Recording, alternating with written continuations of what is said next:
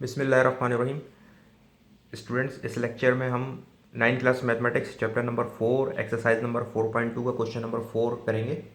तो question number 4 है हमारे पास, रिजॉल्व इनटू फैक्टर्स। इसका पार्ट 1 है x square plus 3x minus 10। ठीक है, तो हमें एक इक्वेशन या एक्सप्रेशन हमें दिया हुआ है और हमें इसको फैक्टर करना है। ठीक है, अच्छा, अब अगर हम देखें तो ये हमारे पास क्या है, एक क्वाड्रेटिक इक्वेशन गिवन है। ठीक है, यानी कि एक्स की पावर 2 है, फिर एक्स की पावर 1 है, फिर ये -10 है। ठीक है, तो हमारे पास एक होती है क्वाड्रेटिक इक्वेशन। क्या होती है? Quadratic equation. अच्छा, क्वाड्रेटिक इक्वेशन जो हमारे पास होती है वो होती है एक्स की पावर 2 हो प्लस फिर एक्स की पावर 1 हो, फिर कोई भी कांस्टेंट नंबर हो, 1 2 3 4 समथिंग कुछ भी हो।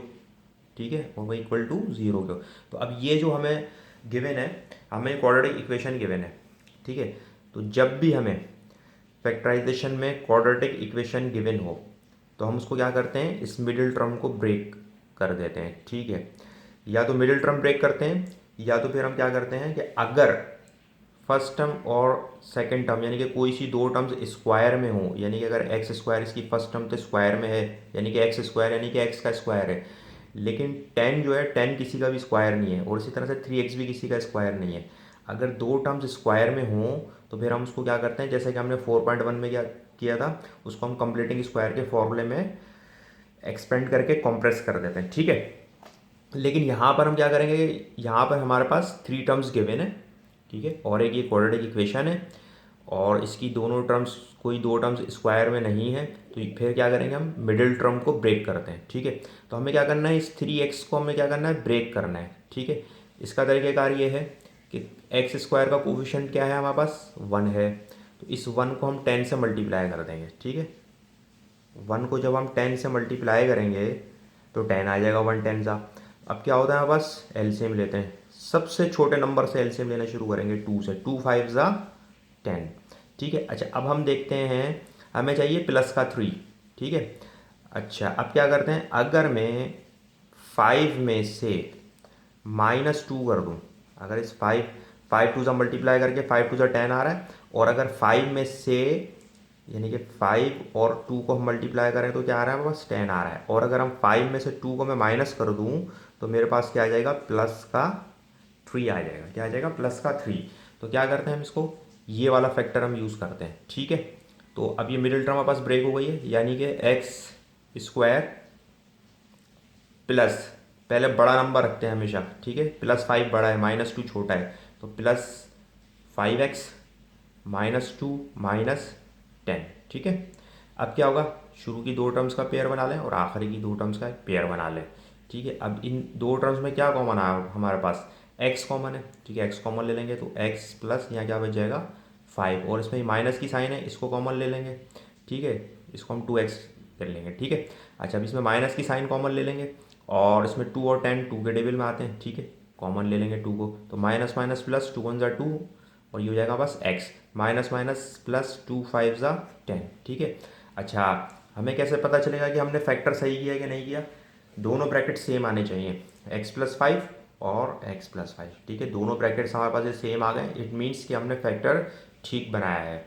अब क्या करेंगे, इन दोनों टर्म्स में एक ये टर्म हो गई अब, और एक ये वाली टर्म हो गई। अब इन दोनों टर्म्स में क्या कॉमन है, x+5। इस x+5 को हम कॉमन ले लेंगे, तो हमारे पास क्या बचेगा, फर्स्ट टर्म में से जो हमने x+5 कॉमन ले लिया, x बचा। अब इसी तरह सेकंड टर्म में जब हमने x+5 कॉमन ले लिया तो क्या बचा हमारे पास, -2 बचा, और ये ही हमारे पास इसका आंसर है। ठीक है, इसी तरह से अब इसका पार्ट 2 है हमारे पास।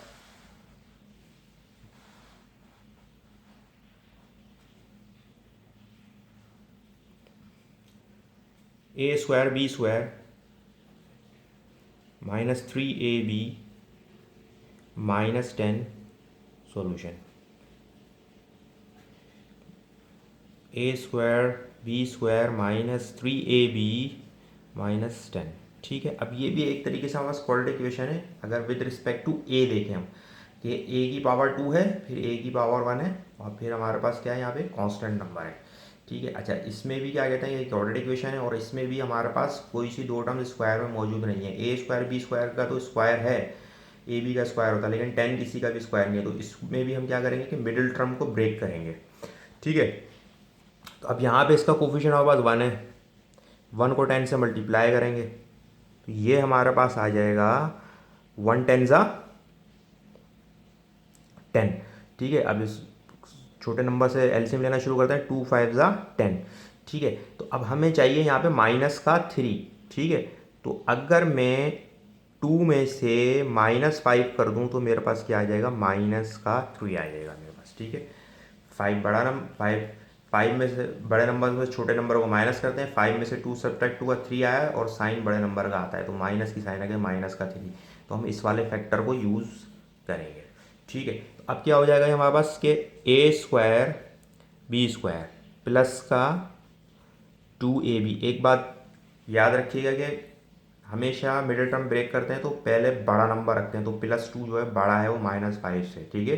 +2 बड़ा है क्योंकि ये वैसे तो 5 बड़ा होता है, लेकिन 5 यहाँ पे नेगेटिव है, ठीक है। तो इसलिए +2 जो है वो बड़ा है हमारे पास, ठीक है। तो +2ab -5ab -10, ठीक है। अब शुरू की 2 टर्म्स का पेयर बना लें और लास्ट की 2 टर्म्स का पेयर बना लें। अब इसमें देखें क्या कॉमन आ रहा है हमारे पास, इसमें ए इसमें भी है इसमें भी है, लेकिन छोटी पावर को कॉमन लेते हैं तो ए की पावर 1 को कॉमन ले लेंगे, बी इसमें भी है बी इसमें भी है तो बी की छोटी पावर को हम कॉमन लेते हैं, ठीक है। तो हमारे पास आ जाएगा ये ए स्क्वायर था, ए कॉमन ले लिया था हमने, एक ए बचा, बी स्क्वायर था, एक बी कॉमन ले लिया था तो एक बी बचा हमारे पास यहाँ पे प्लस, फिर ये 2 और ए भी हमने कॉमन ले लिया था। अब यहाँ पे माइनस की साइन है, माइनस की साइन को कॉमन ले लेंगे और 5 और 10 5 की टेबल में आते हैं, ठीक है। तो माइनस माइनस प्लस, 5 1 ज़ा 5 A B minus minus plus 5 2 ज़ा 10, ठीक है। तो ये हमारे पास फैक्टर हो गया है। अच्छा, अब ए दोनों के ब्रैकेट भी सेम आ गए, ए बी प्लस 2 और ए बी प्लस 2, ठीक है। इट मीन्स कि हमने फैक्टर बिल्कुल ठीक किया है। अब क्या करेंगे, अब ये हमारे पास 2 टर्म्स बन गई हैं, एक ये और एक ये। अब इन दोनों टर्म्स में क्या कॉमन है, ए बी प्लस 2 कॉमन है, तो ए बी प्लस 2 हम कॉमन ले लेंगे। तो फर्स्ट टर्म में से जब हमने ए बी प्लस 2 कॉमन ले लिया तो हमारे पास बचा ए बी, फिर सेकेंड टर्म में से हमने ये ए बी प्लस 2 कॉमन ले लिया तो ये -5 बचा, और ये इसका हमारे पास आंसर हो जाएगा। इसी तरह से अब इसका जो है पार्ट 3 है हमारे पास।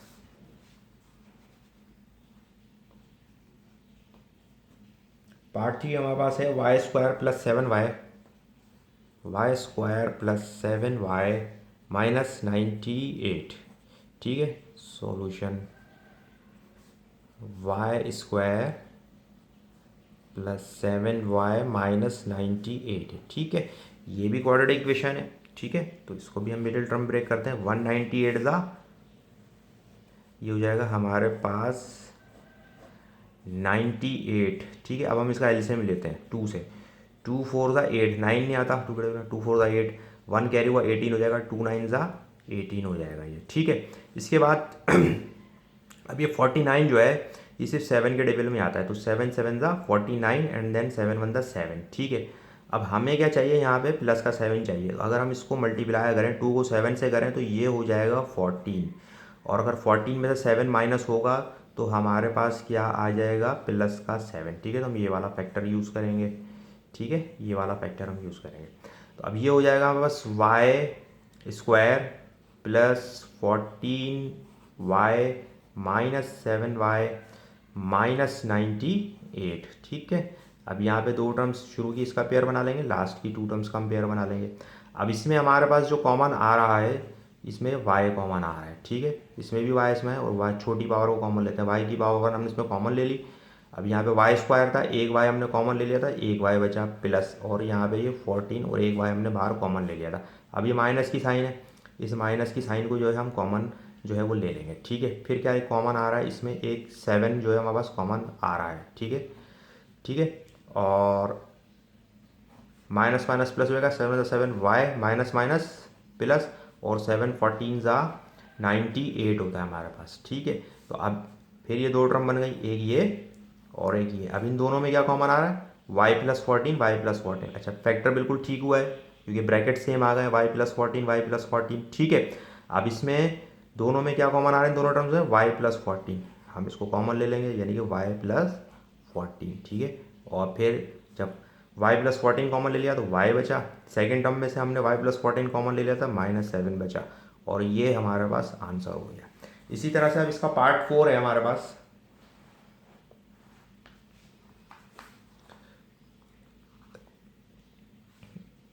X square y square z square plus 2xyz minus का 24 सॉल्यूशन। ठीक है, तो हमने क्या करना है, इसको x square y square z square plus का 2xyz -24। ठीक है, अब ये भी हमारे पास क्या है, विद रिस्पेक्ट टू अगर हम x देखें तो ये क्वाड्रेटिक इक्वेशन है, x⁻2 x⁻1 और फिर कांस्टेंट नंबर। ठीक है, तो इसमें भी क्या करेंगे हम, ये 1 को 24 से मल्टीप्लाई कर देंगे हम, तो ये हो जाएगा 24। अब इसका एलसीएम लेना शुरू करते हैं, 2 12 सा। ठीक है, अच्छा फिर क्या हो जाएगा, 2 6 ज़ा, फिर 2 3 ज़ा एंड देन 3 1 ज़ा। अब हम देखते हैं कि हमें चाहिए प्लस का 2 चाहिए, हमें क्या चाहिए, हमें प्लस का 2 चाहिए। तो हम क्या करें कि 2 2 ज़ा अगर मैं कर दूँ 4 और 2 3 ज़ा 6 कर दूँ और 6 में से 4 को सब्ट्रैक्ट कर दूँ, अगर मैं 6 में से 4 सब्ट्रैक्ट कर दूँ तो मेरे पास क्या आ जाएगा, प्लस का 2 आ जाएगा। ठीक है, तो ये फैक्टर बन गया हमारे पास, यानी कि x square y square z square plus का 6xyz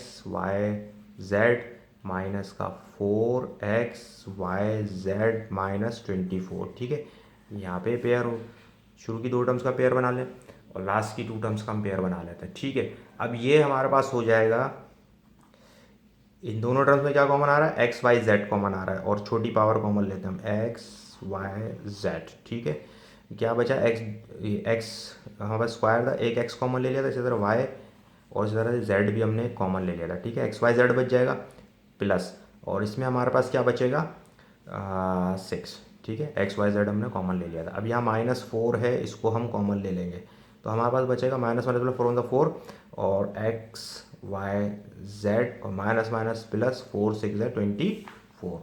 ठीक है, अब क्या होगा हमारे पास, कि अब ब्रैकेट सेम आ गया, x y z plus 6 x y z plus 6। अब ये 2 टर्म्स बन गई हमारे पास, एक ये और एक ये, तो इसमें से हमारे पास x y z plus 6 common आ गया। ठीक है, फर्स्ट टर्म में से, और हमारे पास बचा एक्स वाई जेड बच गया। इसी तरह सेकेंड टर्म में से x y z plus 6 common ले लेता तो ये -4 बच गया, और ये हमारे पास इसका आंसर आ गया। ठीक है,